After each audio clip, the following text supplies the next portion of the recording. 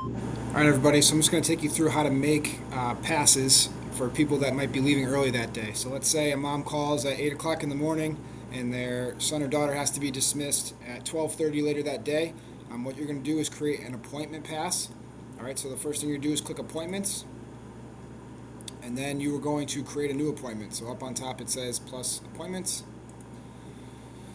You're going to select the student,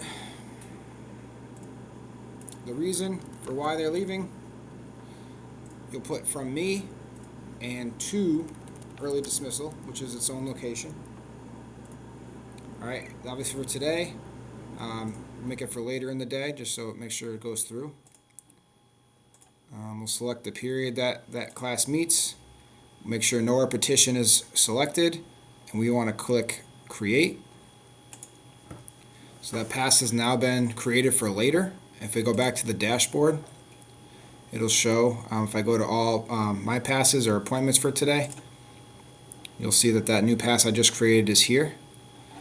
If a parent calls at 1 o'clock in the afternoon and says, hey, I need my son to be dismissed, everything would stay the same. You would call the room and ask for the student to be sent to the house office, and then when they get there you would click teacher pass, and this is pretty much the same thing. You would just make the pass that would start immediately, and in this case you're going to make it to the dismissal, early dismissal.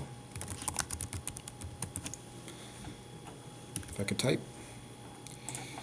Alright, location, they're saying you can't do it, but you can as a secretary, has the power to. You'll override it, same thing, put in the reason, and if you click create, the student has an active pass.